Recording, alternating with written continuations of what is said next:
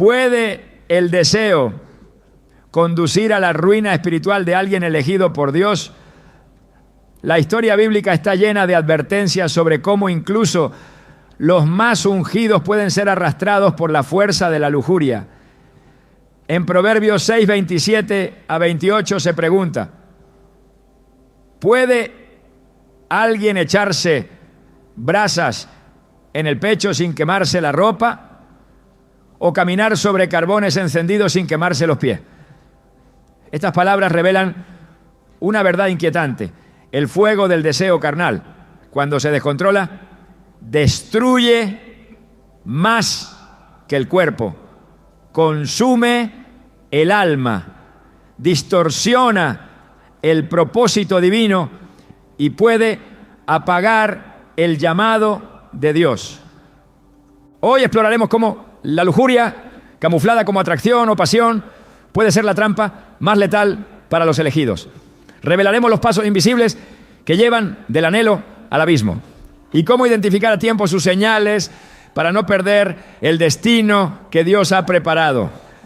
¿Estás listo para entender lo que Dios tiene reservado para ti? La caída de un elegido nunca comienza con un estruendo, no hay relámpagos, no hay terremotos. Lo que sí hay es un susurro, un pensamiento disfrazado de deseo legítimo, una emoción que se justifica con una excusa piadosa, una mirada que se alarga apenas unos segundos más de lo permitido. Así comienza el descenso de un alma que ha sido separada para Dios, no con pecado visible, sino con una grieta imperceptible. El enemigo no ataca con estridencia cuando se trata de los consagrados. Él sabe que un susurro constante tiene más poder que un grito momentáneo. Por eso el oscuro precio de la lujuria en un elegido de Dios no se paga de inmediato. Se acumula en cuotas, se oculta tras la obediencia parcial, y cuando por fin se presenta la factura ya se ha perdido mucho más que el favor divino. Se ha comprometido la esencia misma del llamado. La palabra de Dios es clara y directa cuando nos habla del inicio del pecado. En Santiago 1, 14 a 15 leemos: sino que cada uno es tentado cuando de su propia concupiscencia es atraído y seducido. Entonces, la concupiscencia, después que ha concebido, da a luz el pecado, y el pecado, siendo consumado, da a luz la muerte. Este proceso es silencioso, progresivo y engañoso. No aparece como un acto de rebelión, sino como una confesión razonable. Y es ahí donde el elegido empieza a perder terreno. No por rebelarse, sino por tolerar. No por huir de Dios, sino por dejar de correr hacia Él. Considera a David, el hombre conforme al corazón de Dios.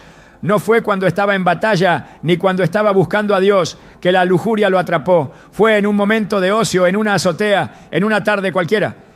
En 2 Samuel 11 se nos cuenta que en el tiempo en que los reyes salían a la guerra, David permaneció en Jerusalén. Esta simple decisión marcó el inicio de una cadena de eventos que lo alejarían temporalmente de la voluntad de Dios.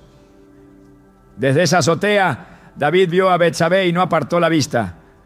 No fue el pecado de adulterio el primero, fue la permisividad con el deseo. Fue permitir que la vista se quedara, que la mente empezara a imaginar, que el corazón empezara a ceder. El hombre que había escrito salmos, que había danzado con el arca del pacto, que había sido ungido por Samuel y respaldado por Dios, se convirtió en presa del pecado, no por ignorancia, sino por descuido. Es aquí donde el enemigo opera con mayor eficacia. Él no necesita empujar al elegido. Basta con que deje de avanzar. El descenso comienza cuando el fuego del altar se cambia por el fuego del deseo. Cuando el tiempo de oración se reduce porque hay demasiadas responsabilidades. Cuando la pasión por la pureza se convierte en una memoria nostálgica de los primeros días. La lujuria no necesita gritar para entrar. Se introduce por la rendija, que deja una devoción que ya no arde. y cuando se instala empieza a hablar con voz de necesidad, a justificarse con argumentos de humanidad, a vestirse de derecho personal. No tengo derecho a sentirme amado, no merezco ser deseado. También, así empieza a justificarse el corazón del consagrado. La mentira de la lujuria no es que se presenta como maldad, es que se disfraza de carencia no resuelta. La historia de Sansón es otro testimonio de este descenso gradual. Desde niño su vida fue marcada por un propósito divino.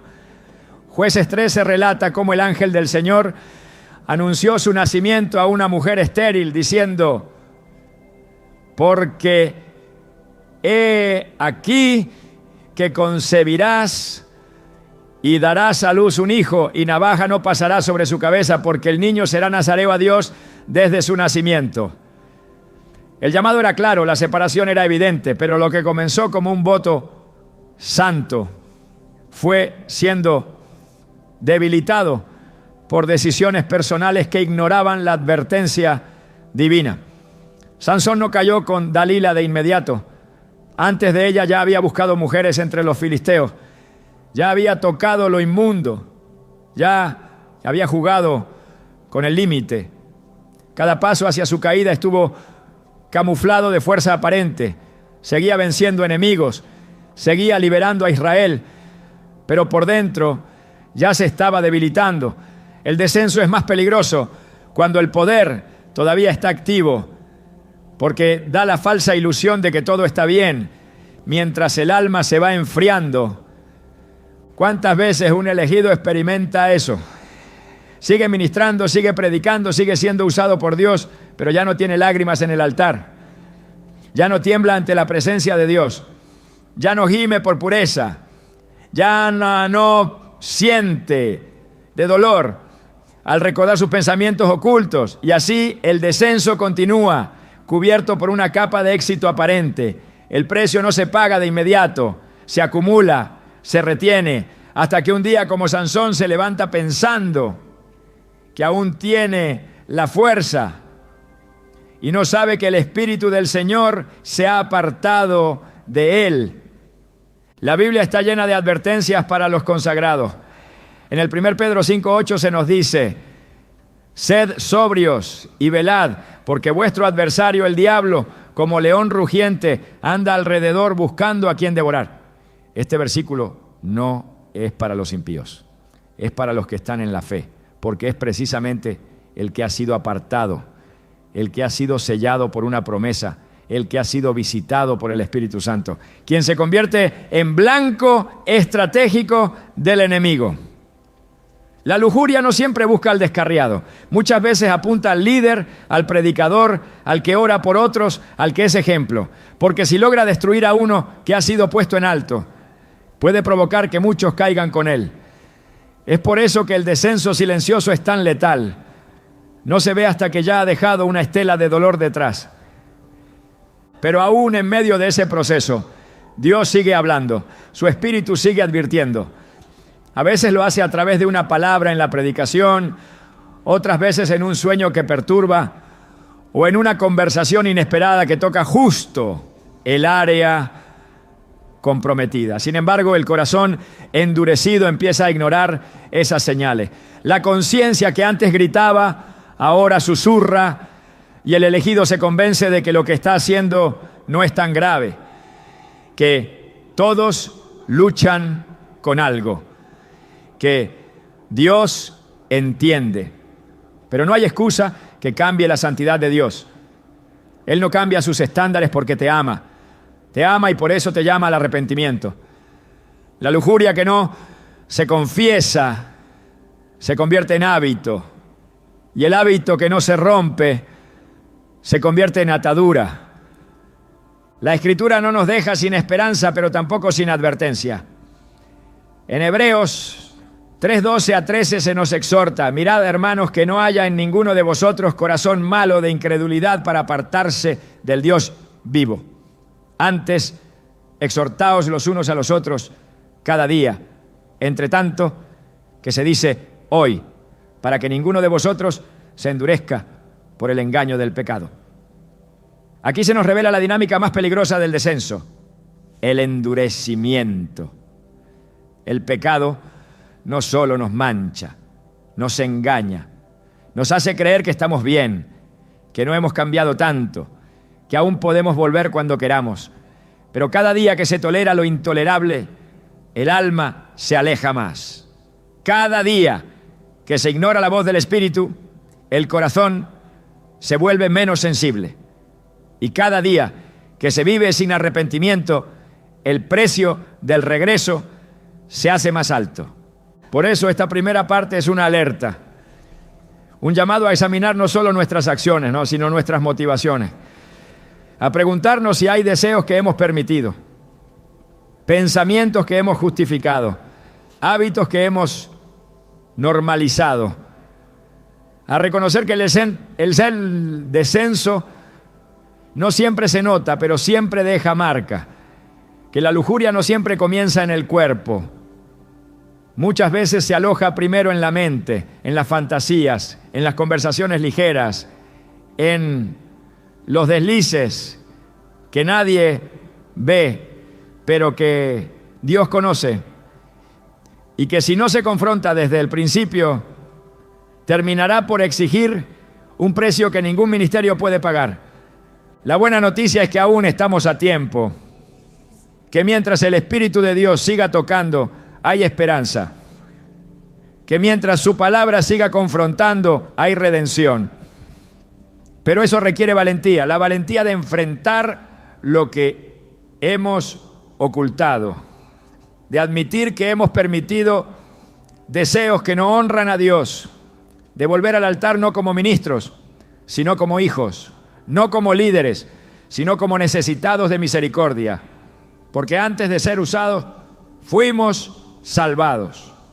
Y si hay algo que Dios desea más que nuestra actividad, es nuestra santidad.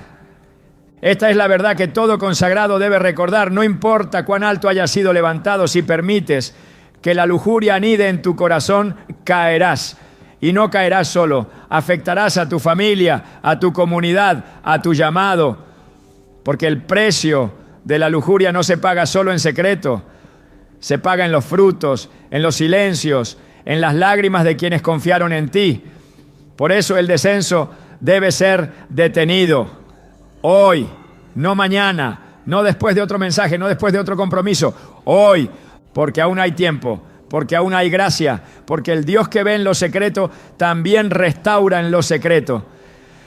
Pero primero tienes que admitir que has descendido, tienes que dejar de justificar, tienes que mirar la azotea desde donde viste lo prohibido y decidir no volver, porque el mismo Dios que levantó a David, que devolvió la fuerza a Sansón, que restauró a Pedro después de la negación, también puede hacer algo nuevo contigo.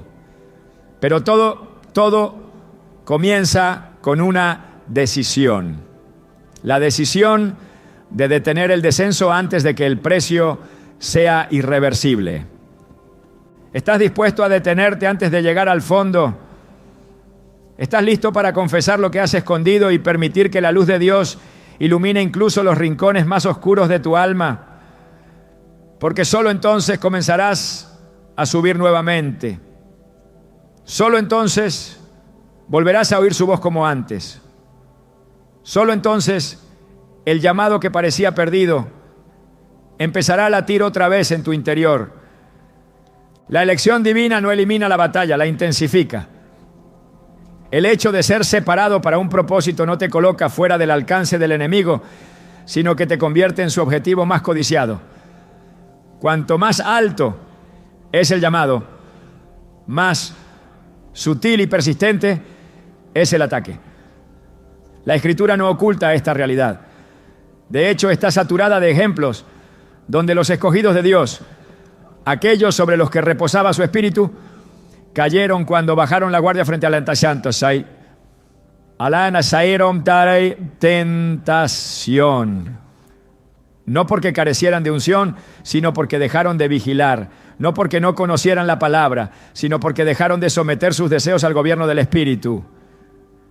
La figura de David se convierte en una advertencia continua para todos los que han sido ungidos.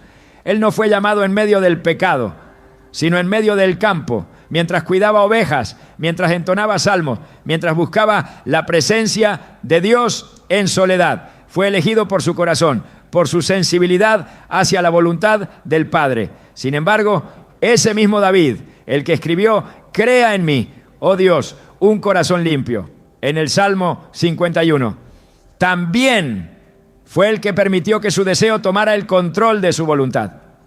La vulnerabilidad del ungido no es una debilidad accidental, es una consecuencia espiritual, cuando el enfoque cambia del trono de Dios a las emociones del alma. En 2 Samuel 11:1 se registra: aconteció al año siguiente, en el tiempo que salen los reyes a la guerra, que David envió a Joab, pero David se quedó en Jerusalén. Esa sola frase describe el inicio del desvío. No hay pecado todavía, pero ya hay una ausencia. David no estaba donde debía estar. La tentación no necesita mucho para operar, solo necesita encontrar al elegido fuera de posición. Cuando el llamado es abandonado, aunque sea temporalmente, el deseo no tarda en tomar el control. Así, el que fue ungido para vencer gigantes se convierte en esclavo de sus propios impulsos. El que danzaba con el arca ahora trama cómo cubrir una transgresión. Porque cuando el ungido se confía, el corazón comienza a ceder. Y cuando el corazón cede, la caída es cuestión de tiempo. Este patrón no es exclusivo de David. El apóstol Pedro, lleno del fuego del Espíritu, testigo de milagros, receptor de revelaciones, también cayó.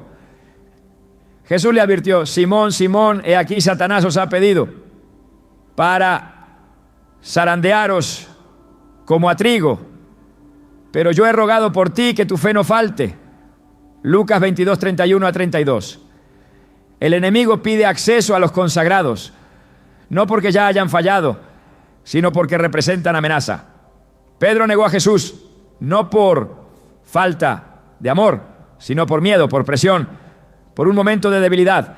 Fue una caída dolorosa que dejó cicatrices, pero también fue una caída que reveló la urgencia de la vigilancia constante. El apóstol Pablo, consciente de este peligro, escribió a los Corintios: así que el que piensa estar firme, mire que no caiga. Primera carta a los Corintios 10:12. No está advirtiendo al mundo, está hablando a los creyentes, a los que ya caminan, a los que ya enseñan, a los que ya oran. El riesgo no está en no haber empezado, sino en haber avanzado y pensar que el terreno ganado es eterno por mérito propio. El llamado no cancela la necesidad de dependencia. El ungido no puede confiar en su experiencia, ni en sus dones, ni en su pasado espiritual, porque la tentación no respeta títulos, ni unciones, ni ministerios. La única defensa eficaz es la obediencia diaria, la sujeción constante y el temor reverente. Jesús mismo, siendo el Hijo de Dios, fue llevado por el Espíritu al desierto para ser tentado.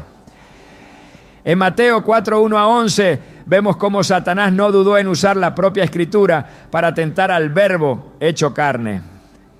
Esto nos enseña que la tentación puede disfrazarse de espiritualidad, que puede usar versículos, argumentos teológicos y justificaciones aparentemente válidas para quebrantar los límites establecidos por Dios.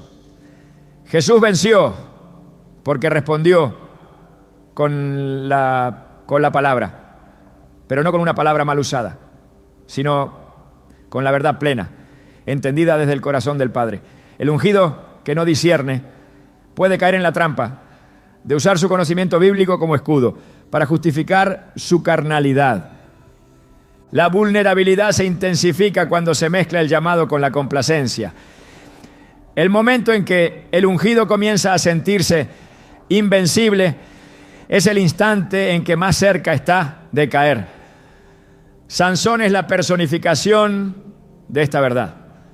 En Jueces 16, después de múltiples advertencias, después de múltiples oportunidades de rectificar, siguió jugando con la línea del pecado. Dalila preguntaba una y otra vez por el secreto de su fuerza. Y él respondía con medias verdades, con bromas, con evasivas. No porque no supiera el peligro, sino porque ya no le temía. Cuando finalmente le reveló que su fuerza estaba en su consagración, ya no quedaba discernimiento. Creía que podría levantarse como antes, pero no sabía que el Espíritu de Dios se había apartado de él. El texto dice en Jueces 16:20, y dijo ella: Sansón, los filisteos sobre ti. Y luego que despertó de su sueño se dijo: esta vez saldré como las otras y me escaparé. Pero él no sabía que Jehová ya se había apartado de él. Este es el punto más peligroso de la vulnerabilidad del ungido, la insensibilidad espiritual, el momento en que ya no se percibe la diferencia entre la presencia y la ausencia de Dios, el instante en que el ministerio sigue operando, pero el corazón ya no tiembla ante el pecado. El ungido se convierte entonces en una sombra de lo que fue, funcionando por inercia, sostenido por hábitos, sin la frescura del aceite nuevo. El llamado de Dios es irrevocable, pero la comunión sí puede perderse. No se pierde el título, pero se pierde la intimidad. No se pierde el cargo, pero se pierde la autoridad espiritual. Cuando la lujuria entra, no entra sola. Trae consigo ceguera, insensibilidad y soberbia. Y todo eso actúa silenciosamente hasta que la caída se manifiesta públicamente. La Escritura no es ambigua al respecto. En Romanos 13:14 se nos ordena: vestíos del Señor Jesucristo y no proveáis para los deseos de la carne. Aquí no hay sugerencia, hay una orden. Vestirse de Cristo implica renunciar a cualquier forma de autosatisfacción que se oponga a la santidad. El ungido debe aprender que la carne no descansa y que el Espíritu solo puede gobernar cuando se le da el control absoluto. Esta es la realidad de la vulnerabilidad espiritual. No hay zona segura fuera de la obediencia. No hay santidad automática. No hay inmunidad ministerial. La lucha con la tentación es constante. Y el ungido debe estar preparado para resistir cada día, como si fuera el primero. La vulnerabilidad no es señal de debilidad, sino de humanidad. Pero esa humanidad solo puede ser protegida cuando se somete cada pensamiento a la obediencia de Cristo. La palabra de Dios advierte que los tiempos son peligrosos y que muchos serán arrastrados por deseos engañosos. En 2 Timoteo 3:1-5 se describe una generación amadora de los placeres más que de Dios.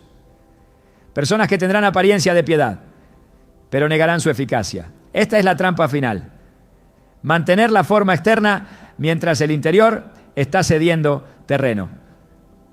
El ungido que no guarda su mente, su corazón y sus ojos, eventualmente se encontrará sirviendo sin fuego, ministrando sin presencia, hablando sin autoridad.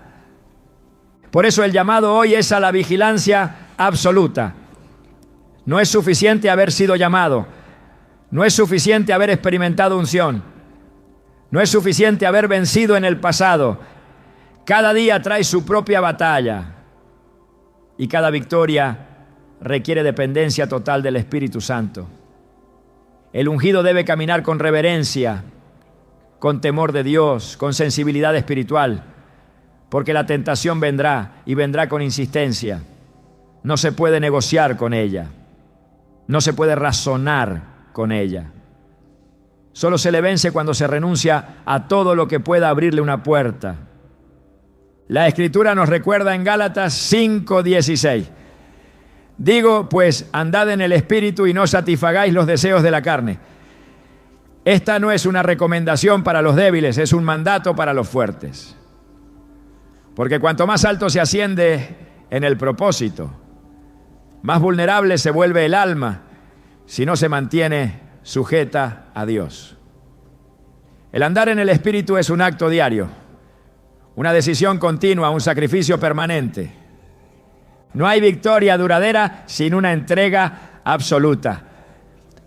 El precio de ser ungido no se paga solo con consagración inicial, se paga con obediencia constante. La lujuria siempre buscará un acceso, siempre susurrará, siempre esperará el momento de descuido. El ungido no puede darse el lujo de ignorar su presencia. Debe estar alerta, armado con la verdad, saturado de la palabra, sumergido en oración, cubierto por la obediencia, porque sólo así se mantiene el fuego. Sólo así se preserva la integridad.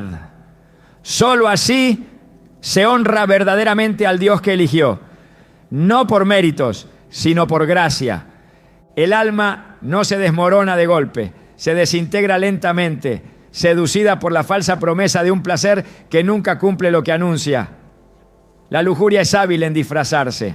No se presenta como enemiga, se infiltra como compañía inofensiva, como consuelo disfrazado, como derecho emocional. Pero su verdadera naturaleza no está en el gozo que ofrece por un momento, sino en el vacío perpetuo que deja cuando se instala en el corazón de un consagrado. La destrucción espiritual que produce es silenciosa, progresiva y sobre todo profundamente engañosa, porque no destruye primero desde fuera, sino desde adentro. Anula la sensibilidad, entorpece el discernimiento, reduce el temor de Dios. El alma que antes ardía por obedecer, ahora busca justificar. Y el que antes lloraba en el altar, ahora ríe con el pecado. La Escritura no oculta las consecuencias de ceder ante los deseos desordenados. En Proverbios 5, 3-5 se advierte: porque los labios de la mujer extraña destilan miel y su paladar es más blando que el aceite. Mas su fin es amargo como el ajenjo, agudo como espada de dos filos. Sus pies descienden a la muerte, sus pasos conducen al Seol. El texto no comienza hablando de la muerte, comienza hablando de dulzura. Esta es la trampa perfecta. Lo que inicia como algo atractivo, agradable, incluso legítimo a los ojos de quien desea, termina conduciendo al abismo. El elegido que se entrega a la lujuria lo hace inicialmente convencido de que puede controlar el fuego. Pero el fuego nunca se deja domesticar, consume, devora, exige cada vez más. Y lo que en un principio parecía placer se convierte en cadena. El daño más severo que provoca la lujuria no es físico, es espiritual. No se manifiesta primero en lo que se ve, sino en lo que se apaga dentro del corazón. El temor de Dios comienza a desvanecerse. La conciencia deja de protestar. La voz del Espíritu se vuelve distante. El alma, antes alimentada por la palabra y fortalecida en oración, empieza a nutrirse de imágenes, deseos y fantasías que la separan del propósito eterno. Y así, sin estridencias, sin escándalo, la llama del llamado comienza a extinguirse. La lujuria promete libertad, pero lo que entrega es esclavitud. Jesús dijo en Juan 8:34, de cierto os digo, que todo aquel que hace pecado, esclavo es del pecado. No hay libertad donde hay repetición sin arrepentimiento. No hay poder espiritual donde hay consentimiento continuo al deseo carnal. La destrucción espiritual avanza por etapas. Primero adormece, después distorsiona, finalmente desintegra. El consagrado ya no percibe como peligroso lo que antes evitaba con temor. Lo que antes consideraba impuro, ahora le parece parte de su humanidad. La justificación se convierte en su nuevo lenguaje. Ya no se arrepiente, razona. Ya no huye, coquetea. La conciencia no se apaga de golpe. Se reconfigura para tolerar lo que Dios condenó. Y es en ese estado donde el alma corre mayor peligro. Porque mientras más alto has subido en revelación, más profunda será la caída si no se detiene. Romanos 1:24 a 25 expresa una verdad contundente, por lo cual también Dios los entregó a la inmundicia en las concupiscencias de sus corazones, ya que cambiaron la verdad de Dios por la mentira, honrando y dando culto a las criaturas antes que al Creador. Este es el juicio más severo que puede experimentar un alma: ser entregada a sus propios deseos. Cuando el placer se vuelve prioridad, la verdad pierde autoridad. El consagrado no abandona su llamado de inmediato. Primero cambia su enfoque, después su estándar, luego su fidelidad. Y cuando intenta regresar ya no sabe cómo, porque la lujuria ha tomado el trono del alma. Decide, dirige, domina. El libro de Proverbios describe con claridad el final de ese camino. En el capítulo 7 se presenta la imagen de un joven sin entendimiento que es seducido por una mujer vestida como ramera. El relato dice que ella lo atrapa con palabras suaves, con caricias, con promesas de deleite. Pero el versículo 22 revela el desenlace. Al punto se marchó tras ella, como va el buey al degolladero y como el necio a las prisiones para ser castigado. Aquí no hay escándalo, hay obediencia. El alma ya no resiste, solo sigue. La voluntad ha sido vencida. El ungido, que antes dominaba gigantes espirituales, ahora es arrastrado por sus propios impulsos. La destrucción es inevitable cuando la resistencia ha sido sustituida por entrega emocional. Uno de los efectos más devastadores del placer carnal es su capacidad de cegar el propósito. El consagrado que vive en lujuria comienza a olvidar por qué fue llamado. Se acostumbra al doble estándar. Aprende a vivir dividido. Un rostro espiritual para los demás. Una vida carnal en secreto. Pero esa duplicidad no se sostiene por mucho tiempo. Jesús dijo en Mateo 6:24: ninguno puede servir a dos señores. No podéis servir a Dios y a las riquezas. El principio es claro. La lealtad espiritual no admite competencia. El corazón que intenta dividirse termina siendo dominado por el ídolo que más alimenta. La lujuria, cuando no es confrontada, se convierte en el nuevo Dios. Exige tiempo, pensamientos, energía. Sustituye la adoración con obsesión. El altar queda vacío y el alma, empapada en deseo, se marchita lentamente. La Escritura advierte en Gálatas 6:7-8: no os engañéis, Dios no puede ser burlado, pues todo lo que el hombre sembrare, eso también segará. Porque el que siembra para su carne, de la carne segará corrupción. No hay cosecha de gloria cuando se siembra en las tinieblas del placer ilícito. El elegido que se entrega al pecado no solo pierde autoridad, también pierde visión. Ya no sueña con lo eterno, ya no anhela lo celestial. Sus metas se reducen a lo inmediato, a lo sensual, a lo personal. Y cuando intenta predicar, sus palabras no llevan peso, porque el peso del mensaje no está en la elocuencia, sino en la integridad. La unción no habita en labios que bendicen y maldicen. Habita donde hay coherencia entre lo que se predica y lo que se vive. La lujuria no solo destruye desde dentro, eventualmente destruye desde fuera. Comienza afectando la vida devocional, después el testimonio, luego las relaciones y finalmente el ministerio. El daño es progresivo, pero certero. En 1 de Tesalonicenses 4:3-5 se expresa: pues la voluntad de Dios es vuestra santificación, que os apartéis de fornicación, no en pasión de concupiscencia, como los gentiles que no conocen a Dios. Aquí no se da espacio a interpretaciones. El que ha sido llamado debe vivir en pureza, no como el mundo, no como los que no conocen a Dios. porque al consagrado se le ha revelado la verdad. Y la verdad no es negociable. Cuando se pacta con el pecado, se rompe la alianza con el espíritu. El consagrado que persiste en la lujuria comienza a perder sensibilidad espiritual. Ya no percibe la presencia con facilidad. Ya no escucha la voz de Dios con claridad. La palabra deja de iluminar y empieza a incomodar. La oración se convierte en rutina, no en encuentro. El alma creada para la comunión empieza a vivir de simulacros. Y en ese estado el enemigo encuentra terreno fértil.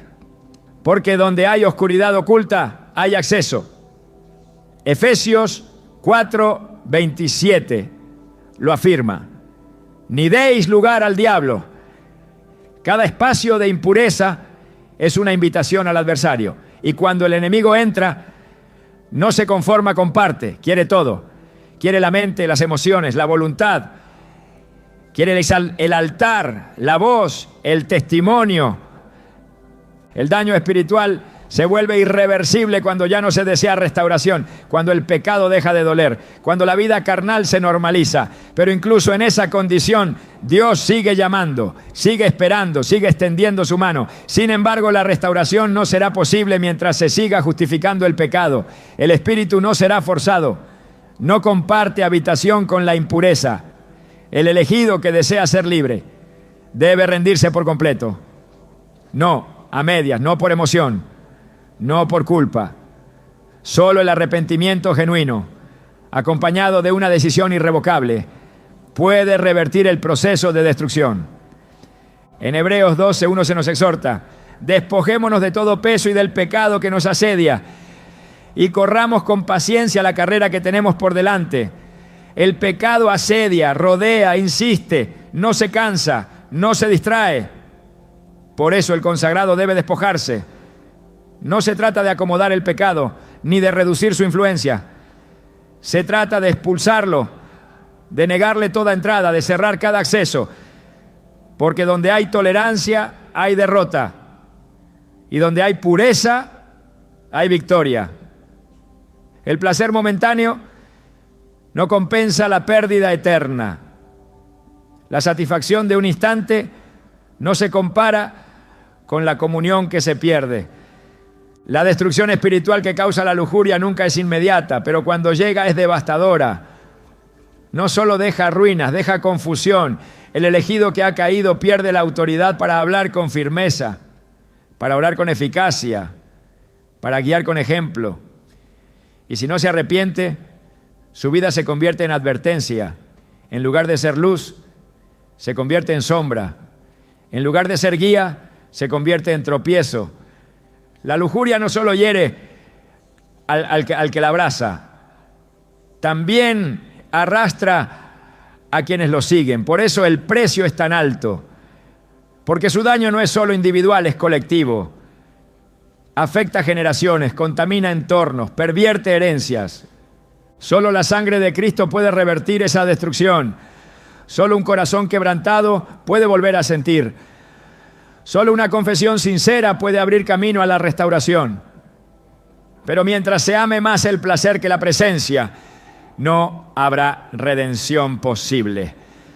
Dios no fuerza la pureza, la propone, la invita, la ordena y espera una respuesta, no de emoción, de entrega, no de lágrimas, de decisión.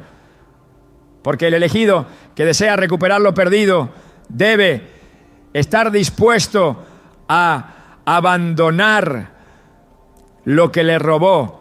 El pecado no solo hiere, reordena, tuerce, altera el diseño divino de forma casi imperceptible al inicio, pero devastadora con el paso del tiempo. La lujuria, cuando entra en el corazón de un elegido, no interrumpe el llamado de inmediato, lo distorsiona. Redefine prioridades, disminuye la urgencia espiritual, reemplaza lo eterno con lo temporal y así, sin necesidad de anunciarse, comienza a cobrarse su precio. No lo hace con violencia, lo hace con paciencia.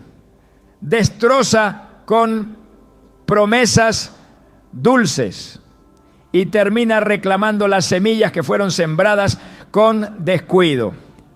El plan de Dios para sus elegidos no es una estructura rígida de tareas religiosas. Es una arquitectura espiritual perfecta, diseñada para impactar generaciones, para restaurar lo caído, para alumbrar en las tinieblas. Cuando alguien es separado por Dios, no lo es únicamente por sus capacidades, sino porque su vida será un canal por donde fluirá la gloria de lo alto. Cada palabra, cada decisión, cada paso del ungido fue previsto en ese plan con una precisión que el alma humana apenas puede comprender. Efesios 2:10 nos lo recuerda con claridad, porque somos hechura suya, creados en Cristo Jesús, para buenas obras, las cuales Dios preparó de antemano para que anduviésemos en ella. Esta afirmación no es una inspiración genérica, es una revelación estratégica. Cada obra, cada asignación, cada intervención del consagrado fue dispuesta en el diseño eterno. Y el pecado, cuando entra, no solo ofende la santidad, interrumpe el diseño, no borra el llamado, pero sí lo desvía. Y en ese desvío muchas veces se pierden estaciones que nunca se recuperan. Dios no improvisa. Sus planes para cada vida tienen una lógica divina, una secuencia de crecimiento, una sinfonía de propósitos que deben ejecutarse con precisión espiritual. Pero la lujuria, como semilla extraña, siembra una música disonante en medio de esa sinfonía. Introduce desajustes que no siempre se notan al principio, pero que alteran profundamente el resultado final. Un consagrado dominado por la lujuria no solo se daña a sí mismo, desordena los tiempos que Dios estableció, dificulta procesos que deberían haber sido ágiles, complica relaciones que debieron haber sido limpias, introduce confusión donde debía haber claridad. El precio es profundo, porque el pecado sexual no solo afecta el cuerpo, afecta el calendario divino sobre la vida del elegido. La Escritura nos muestra que hay un principio que gobierna la autoridad espiritual, el principio de la integridad. No se trata de carisma, ni de habilidad, ni de posición. Se trata de alineamiento. Dios confía tareas específicas a corazones que están sujetos a Él. Cuando la lujuria toma lugar, ese alineamiento se rompe y el consagrado, aunque conserve sus dones, ya no tiene acceso pleno a la asignación. Esto no es un castigo arbitrario, es una consecuencia inevitable. En 2 Timoteo 2:20-21 se enseña: en una casa grande no solamente hay utensilios de oro y de plata, sino también de madera y de barro. Así que si alguno se limpia de estas cosas, será instrumento para honra, santificado, útil al Señor y dispuesto para toda buena obra. La utilidad no está en la elección, sino en la limpieza. No basta con ser elegido, hay que ser conservado puro. De lo contrario, el plan de Dios se ve limitado por la decisión del consagrado de ceder ante su carne. El precio oculto del pecado sexual también se manifiesta en el ámbito del testimonio. Lo que el ungido representa es más que un mensaje, es un modelo. Su vida, sus palabras, más su carácter son señales visibles del Dios invisible. Cuando la lujuria se instala, comienza a desgastar esa imagen. Lo hace en lo privado, pero termina reflejándose en lo público. Y el resultado no es solo una pérdida de respeto, es una crisis de credibilidad espiritual. El pueblo pierde dirección. Los más débiles tropiezan. La causa del reino se ve desacreditada, no por el enemigo, sino por uno de los suyos. Esto es lo que hace que el precio sea tan alto. No se limita al consagrado, se extiende a los que lo siguen, a los que creen en su llamado, a los que imitan su fe. Jesús advirtió en Mateo 18:6: y cualquiera que haga tropezar a alguno de estos pequeños que creen en mí, mejor le fuera que se le colgara al cuello una piedra de molino. Esta declaración no es figurativa, es una expresión de la gravedad, del impacto que tiene el pecado de un líder espiritual. Cuando el elegido cede ante la lujuria, no solo se destruye a sí mismo, se convierte en piedra de tropiezo para otros. Y el plan de Dios, que incluía edificar sobre su ejemplo, debe ser reconfigurado para evitar que el daño se propague. Hay otro precio más sutil, pero igualmente devastador: el silencio de Dios. El consagrado que persiste en la impureza sin arrepentimiento empieza a experimentar una distancia con el cielo que no siempre sabe explicar. Ya no hay claridad en la oración, ya no hay convicción al predicar, ya no hay frescura en la revelación. Todo se vuelve seco, forzado, mecánico, no porque Dios haya dejado de hablar, sino porque el canal está obstruido. En Isaías 59:2 se declara: pero vuestras iniquidades han hecho división entre vosotros y vuestro Dios, y vuestros pecados han hecho ocultar de vosotros su rostro para no oír. El rostro oculto de Dios no es castigo, es resultado. Y el que ha conocido su voz y ahora solo encuentra silencio, paga un precio emocional y espiritual incalculable. El pecado sexual no solo apaga el gozo, silencia la guía. Y sin guía, el elegido se convierte en sobreviviente espiritual, no en instrumento de transformación. El corazón del ungido, cuando está contaminado, pierde la agudeza profética. Ya no discierne entre lo que parece bueno y lo que es santo. Ya no distingue la voz del Espíritu entre tantas voces. La confusión se convierte en compañera. Las decisiones se toman por impulso, no por dirección divina. Y así el plan de Dios, que requería precisión, se ve frenado por la indecisión. Porque donde hay pecado oculto, hay inseguridad. Y donde hay inseguridad, no hay autoridad. El consagrado entonces comienza a depender de estrategias humanas, de fórmulas, de experiencias pasadas. Pero todo eso solo sostiene una imagen vacía, porque la fuente ya no fluye como antes. El altar fue contaminado y hasta que no se ha purificado, el fuego no volverá a arder. Uno de los precios más trágicos del pecado sexual en el consagrado es la pérdida del temor de Dios. No se trata de miedo, se trata de reverencia, de sensibilidad, de sujeción profunda al carácter de aquel que lo llamó. Cuando la lujuria es tolerada, el alma comienza a justificarse, a negociar principios, a adaptarse al pecado. Y cuando eso ocurre, el temor se va, y con él se va la unción, porque Dios no unge lo que no respeta. La unción permanece donde hay honra. Y el consagrado, que ha perdido el temor, aunque siga en funciones, ha perdido lo más precioso: la aprobación divina. En Levítico 10, los hijos de Aarón, Nadab y Abiú, ofrecieron fuego extraño delante del Señor. No era fuego profano en apariencia, era un acto de adoración, pero no era lo que Dios había ordenado, y por ello fueron consumidos por el fuego de Dios. Esto nos enseña que no toda ofrenda es aceptada, no todo servicio espiritual es agradable si no viene desde la obediencia. El pecado sexual introduce fuego extraño en el altar del ungido. Puede seguir sirviendo, pero ya no está siendo respaldado. Puede seguir predicando, pero el cielo ya no está afirmando. Y eso es un precio demasiado alto por unos momentos de satisfacción carnal. El pecado también roba tiempo, tiempo que debió haberse usado para avanzar en el llamado, tiempo que debió haberse invertido en edificar, tiempo que ahora se desperdicia en luchar contra las consecuencias de decisiones mal tomadas. Y aunque Dios puede restaurar, muchas veces el tiempo perdido no vuelve.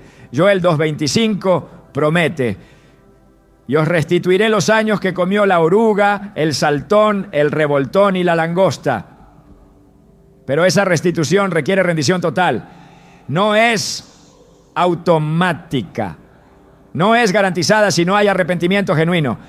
El consagrado que juega con la gracia pierde oportunidades. El que desprecia la disciplina pierde estaciones de crecimiento que tal vez no se repitan. Dios es un Dios de propósito, no de improvisación. Cuando entrega un llamado, también establece un tiempo, un lugar, una generación que será impactada por ese llamado. El pecado, cuando se tolera, rompe esa sincronía.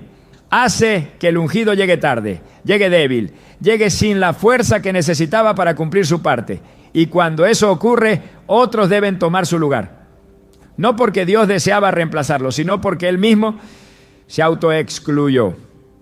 Esta verdad está reflejada en el caso de Saúl. Fue elegido, ungido, respaldado. Pero su desobediencia constante lo llevó a ser reemplazado por David. 1 Samuel 15:26 declara: porque desechaste la palabra de Jehová, Él también te ha desechado para que no seas rey. El precio no fue inmediato, pero fue definitivo. Y el llamado que pudo haber sido eterno, terminó en derrota. Este es el precio oculto del pecado sexual en el plan de Dios. No siempre se ve, no siempre se nota, pero opera desde adentro, deteniendo el avance, bloqueando el fluir, empañando la visión, secando la pasión. Y cuando el ungido finalmente se da cuenta, a veces ya ha caminado años en una dirección distinta a la que Dios diseñó. Cuando el silencio se apodera del alma y el peso del pecado ha oscurecido el entendimiento, aún existe una voz que no se apaga, una voz que no se alza con gritos, pero que atraviesa la ruina, que no acusa, pero confronta, que no castiga, pero no negocia. Es la voz de Dios en medio del quebranto. Esa voz que no se aleja del caído, pero que no lo deja permanecer cómodo en su caída, que habla con verdad, pero también con esperanza, que no ignora el pecado, pero tampoco cancela el propósito, porque Dios, aun cuando duele, sigue hablando. El consagrado que ha caído por causa de la lujuria no está excluido de la misericordia. Está en el umbral de una decisión que puede marcar la diferencia entre la restauración o la pérdida definitiva. Y es en ese momento, cuando ya no queda fuerza para aparentar, cuando la máscara ha caído y la soledad es profunda, que la voz del Señor resuena con mayor claridad. No lo hace desde el juicio, lo hace desde el amor que disciplina. Como está escrito en Hebreos 12:6. Porque el Señor al que ama, disciplina y azota a todo el que recibe por hijo. Esa disciplina no es una muestra de rechazo, es prueba de pertenencia. Dios no corrige a los extraños, sino a los suyos. Y su corrección siempre viene acompañada de una voz que guía de regreso al camino. El quebranto es el lugar donde las palabras de Dios perforan con mayor profundidad. No porque sean más duras, no, sino porque el corazón está más blando. Es en medio del dolor del alma que las Escrituras cobran vida, que las advertencias pasadas se convierten en lamentos, pero también en luz. El Salmo 34:18 lo declara con poder. Cercano está Jehová a los quebrantados de corazón y salva a los contritos de espíritu. Esa cercanía no es solo una presencia, es una voz, una que no se pierde en el ruido porque ha silenciado todo alrededor. Una que no se disfraza de emoción porque es más profunda que cualquier sentimiento. Es la voz de aquel que llama a volver. A lo largo de las Escrituras, Dios ha demostrado que su voz sigue hablando incluso cuando el pecado ha alcanzado su clímax. Lo hizo con Adán en el huerto cuando se escondía entre los árboles y Dios preguntó: ¿dónde estás tú? Génesis 3:9. No fue una pregunta geográfica, fue espiritual. No necesitaba información, quería provocarle conciencia. Y esa misma pregunta resuena hoy en el corazón de cada elegido que ha sido vencido por la lujuria. ¿Dónde estás tú? ¿Dónde quedó tu fuego? ¿Dónde quedó tu pureza? ¿Dónde está el propósito por el que fuiste llamado? La voz de Dios en medio del quebranto no solo señala la herida, también señala la salida, no solo expone la culpa, también invita al perdón. Pero esa voz solo puede ser oída por el corazón que se rinde, por el alma que ya no argumenta, por el consagrado que ha dejado de justificar y ahora solo quiere volver. En Jeremías 3:22 se encuentra un llamado que atraviesa toda barrera. Convertíos, hijos rebeldes, y sanaré vuestras rebeliones. No hay condición más esperanzadora que esta. Si hay conversión genuina, hay sanidad. Si hay vuelta al Padre, hay restauración. Pero todo comienza con un oído que esté dispuesto a escuchar. Dios no se complace en el juicio. Su deseo no es destruir al consagrado, sino purificarlo. Y su voz es el instrumento más poderoso para lograrlo. Es una voz que corta, como espada de dos filos, pero también restaura, que confronta sin condenar, que muestra el pecado, pero también muestra el camino de regreso. Es la voz que rescató a Elías del desierto, la que levantó a Jonás del fondo del mar, la que restauró a Pedro después de negarlo. Una voz que no se cansa de hablar, pero que solo será efectiva si encuentra un corazón dispuesto a obedecer. El mayor obstáculo para oír esa voz no es el pecado, es la soberbia. El consagrado que ha caído y se justifica se endurece, y el endurecimiento silencia los ecos del cielo. Pero el que se humilla, el que reconoce su condición, el que clama desde el polvo, descubre que Dios nunca se fue, que su voz siempre estuvo allí esperando que el corazón se abriera de nuevo. En Isaías 30:21 se declara: entonces tus oídos oirán a tus espaldas palabra que diga: este es el camino, anda por él. Esa promesa no es para los perfectos, es para los quebrantados que deciden volver a escuchar. La lujuria no solo contamina, también ensordece. Hace que la voz de Dios se vuelva distante, no porque Dios haya dejado de hablar, sino porque el alma se ha llenado de otros sonidos. La limpieza del corazón restaura la sensibilidad espiritual. El arrepentimiento genuino abre nuevamente los oídos del alma. Y cuando la voz de Dios vuelve a ser escuchada, el alma empieza a sanar. La dirección regresa. La claridad se restablece. La comunión se reaviva. Dios no abandona al caído, pero no puede ignorar el pecado. Su amor no cancela su santidad. Su misericordia no contradice su justicia. Por eso su voz no suaviza el mensaje, pero lo impregna de esperanza. Porque aun cuando se ha perdido el camino, la voz de Dios puede trazar uno nuevo. El consagrado que escucha y obedece puede volver a caminar. Puede ser restaurado. Puede volver a ser útil, no porque lo merezca, sino porque Dios lo desea. Porque su voz sigue llamando, aún desde las ruinas. Cuando el alma ha tocado fondo y el pecado ha hecho evidente su precio, el consagrado se encuentra ante la única pregunta que realmente importa. ¿Es posible volver? No volver al mismo lugar, sino al corazón de Dios. No recuperar la imagen, sino la comunión. No restaurar la posición, sino la pureza. Y la respuesta, aún en medio de la ruina, es sí. Porque la gracia de Dios no fue diseñada para los fuertes, sino para los quebrantados. No se derrama sobre los que se justifican, sino sobre los que se humillan. El regreso del elegido es posible cuando la rendición es total. El camino de vuelta no es fácil, no es inmediato, no es superficial. Implica una decisión radical, una ruptura definitiva con aquello que produjo la caída. Implica mirar el pecado no como un error, sino como una traición. Como David, cuando clamó en el Salmo 51:4, contra ti solo he pecado y he hecho lo malo delante de tus ojos. Esa confesión no fue un acto emocional, fue una revelación profunda.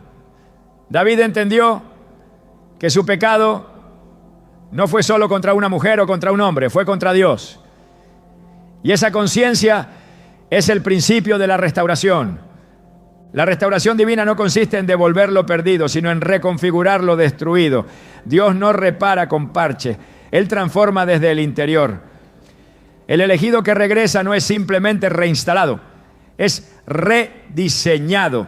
Su corazón, ahora quebrantado, es más sensible. Su obediencia, más firme. Su propósito, más claro. No porque el pecado haya sido necesario, sino porque la gracia ha sido mayor. En Romanos 5:20 se afirma: pero donde abundó el pecado, sobreabundó la gracia. Esa sobreabundancia no es licencia, es redención, no es excusa, es restauración. Pedro negó a Jesús 3 veces, no por debilidad en doctrina, sino por temor. Y después de la resurrección, Jesús no lo desechó, lo encontró, lo restauró, lo llamó nuevamente. En Juan 21, Jesús no le reprochó, le preguntó: ¿me masan?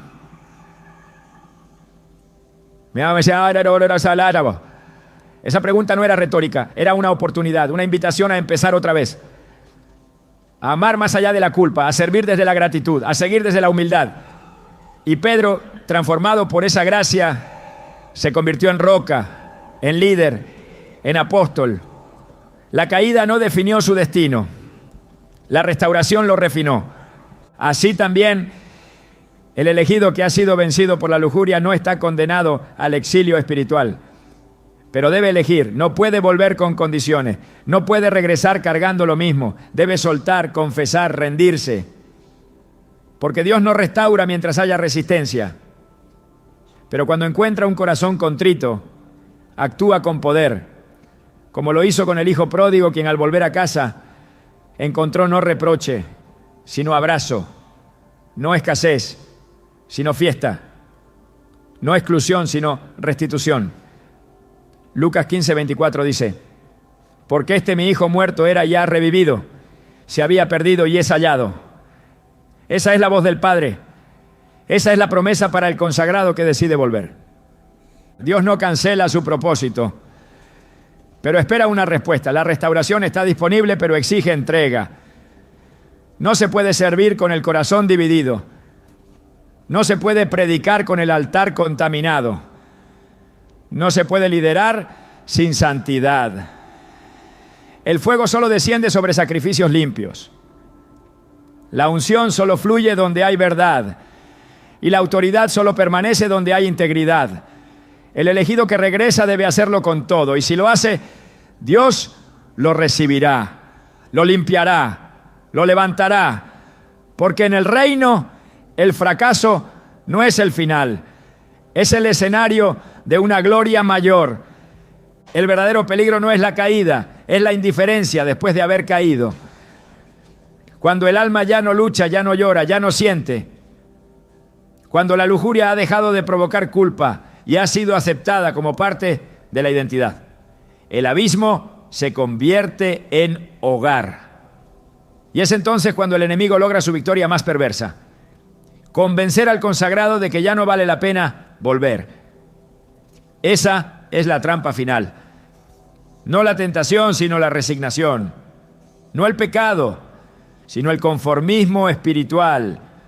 Porque el infierno no teme tanto al ungido que cae, como al ungido que se levanta con más discernimiento, más fuego y más determinación que antes. El mayor precio que puede pagar un elegido no está en lo que perdió, está en lo que dejó de soñar, en lo que dejó de orar, en las almas que dejó de tocar, en la generación que ya no impactó.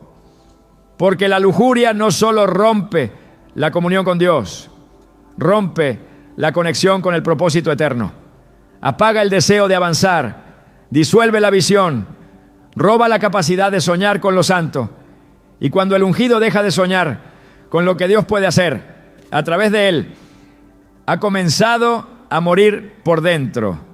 Aunque aún camine, aunque aún hable, aunque aún sirva. Pero la luz de Dios no está limitada por la oscuridad del alma.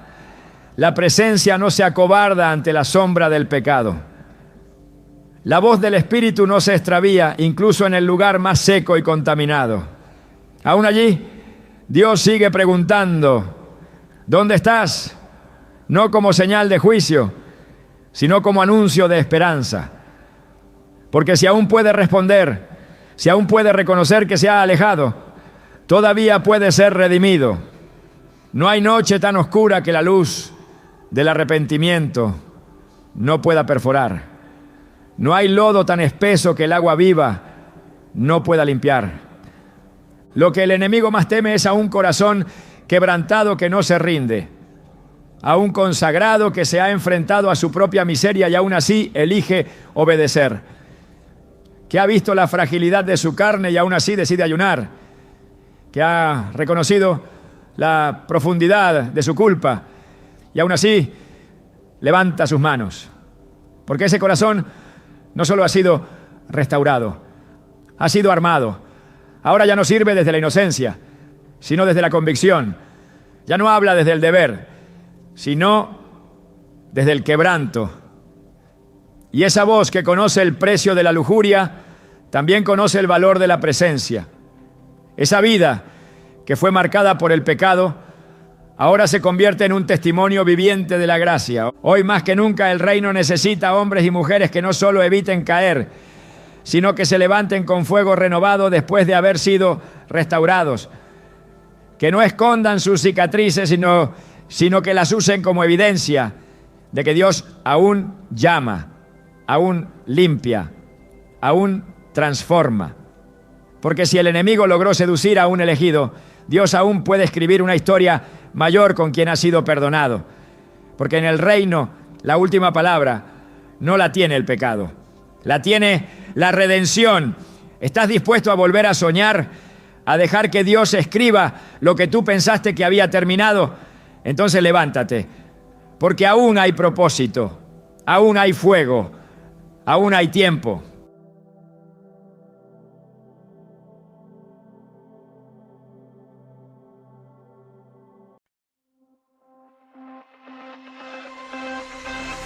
Free fall in a quiet room. Too much night, not enough proof. I thought the dark would swallow me, but it just made me see. Every high left a shadow, every rush said tomorrow.